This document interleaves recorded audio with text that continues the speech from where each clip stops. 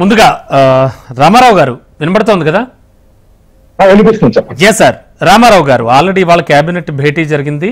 మొత్తం almost all Parthasarathi గారు cabinet భేటీ యొక్క అప్డేట్స్ అన్ని కూడా చెప్పారు. ఎటువంటి పనులకు ఆమోద ముద్ర వేశారు అనేది. అయితే అన్నింటికంటే ఆసక్తి గొలిపే అంశం ఏంటంటే కూటమి సర్కార్ చాలా ప్రతిష్టాత్మకంగా తీసుకున్నటువంటి అంశం అయినటువంటి అమరావతి నిర్మాణానికి సంబంధించి, ఈ నిర్మాణానికి సంబంధించి కూడా పరుగులు పెడతాయి పనులు పండగ తర్వాత, సంక్రాంతి తర్వాత అని కూడా చెప్తూ ఉన్నారు. ఏమనిపిస్తోంది, ఏం చెప్తారు? నమస్కారం అండి. ముందుగా సార్, ఛానల్ ప్రతినిధులకు, తమకు, అట్లాగే హెచ్ఎం టీవీ యాజమాన్యానికి, వీక్షకులకు సార్, అమరావతి రాజధాని నిర్మాణం అనేటువంటి అంశం మీద మనం గనక చూస్తే, ఇది చంద్రబాబు నాయుడు గారు తాను కోరుకొని, తాను అనుకొని ఏకపక్ష నిర్ణయంగా అమరావతిని ఎంపిక చేసిన మాట వాస్తవం. మరి అమరావతి విషయానికి వస్తే 33,000 ఎకరాల రైతాంగానికి సంబంధించినటువంటి మంచి పల్లపు రేగడి భూమిని దీనికి ఎంపిక చేశారు. మనం ఈ అంశంలో ఒక అంశాన్ని గమనించాలండి లోతుగా. శివరామకృష్ణ కమిటీ నివేదిక ఏదైతే కేంద్ర ప్రభుత్వం నియమించి ఆంధ్రప్రదేశ్ ఏదైతే విభజన తర్వాత నవ్యాంధ్రప్రదేశ్ కు రాజధానిగా ఎటువంటి ప్రాంతం ఎంపిక చేయాలనే అంశం మీద వాళ్ళ రిపోర్ట్ లో చాలా కూలంకషంగా చర్చించి కొన్ని విషయాలను ప్రస్తావించారండి. వాళ్ళు చెప్పిన దాంట్లో ప్రధానంగా ఏపీలో ఏకైక అతిపెద్ద రాజధాని నిర్మాణము అంత శ్రేయస్కరం కాదని, రాష్ట్రంలో రాజధాని విషయం వస్తే ఒకే చోట అధికార వ్యవస్థలను ఉంచకుండా వికేంద్రీకరించినందువల్ల భౌగోళికంగా ఇప్పుడున్నటువంటి నవ్యాంధ్రప్రదేశ్ కు శుభసూచకం. భవిష్యత్తులో ఈ యొక్క నవ్యాంధ్రప్రదేశ్ జిల్లాలంటే వికేంద్రీకరించాలి అధికార వ్యవస్థలను చెప్పడం కానీ, అట్లాగే గుంటూరు, విజయవాడ, విశాఖపట్నం కేంద్రంగా ఉత్తరాంధ్రగా, అట్లాగే శ్రీకాళహస్తి, నడికుడి, రాయలసీమ ప్రాంతాల మధ్య కొన్ని ప్రభుత్వ వ్యవస్థలను ఏర్పాటు చేయటం వల్ల, అట్లాగే హైకోర్టును కూడా అసెంబ్లీ సెక్రటేరియట్లు ఎక్కడుంటాయో అక్కడనే హైకోర్టుని ఉంచాల్సినటువంటి అవసరం లేదని చెప్పడం కానీ, అట్లాగే హైకోర్టుని ఏర్పాటు చేసినటువంటి చోట కాకుండా మరొక ప్రాంతంలో హైకోర్టు బెంచ్ను కూడా ఏర్పాటు చేసుకోవచ్చు అని చెప్పడం.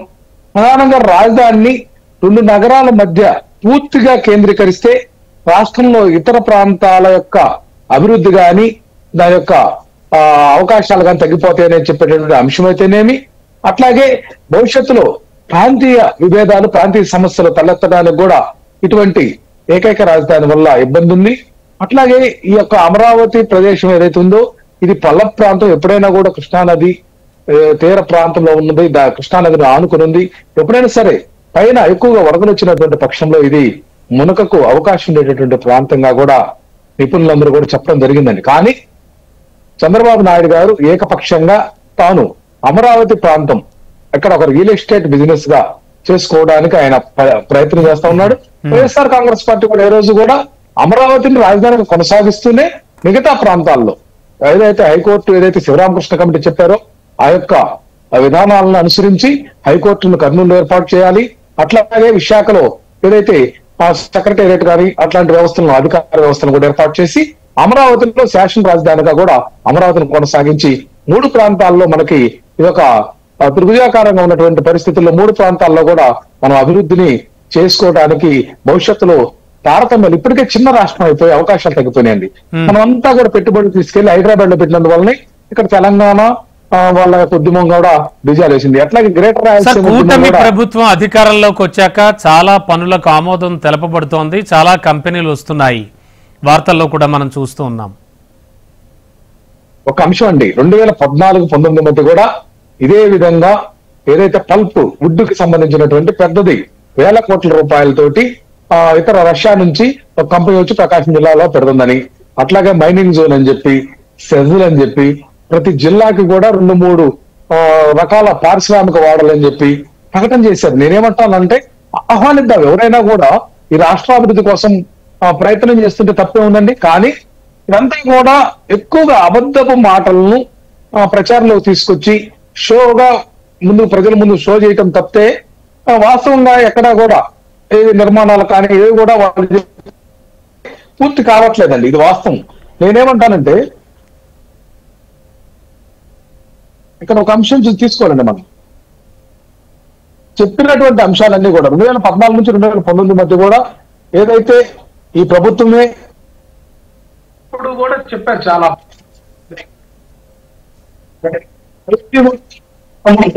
కనిపించలేదండి. తర్వాత అన్ని కూడా ఎక్కడికి పోతే అర్థం కాదు.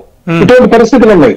ఈయన మన ఆంధ్రప్రదేశ్ ని సన్ రైజ్ కంట్రీగా కూడా కంట్రీ లాగా మేము చూస్తామని చెప్పినటువంటి అంశాలు కూడా మనం ఈరోజు గుర్తు చేసుకోవాలి. సన్ రైజ్ కంట్రీ ఏంటంటే ఆ పదమే తప్పు కదా.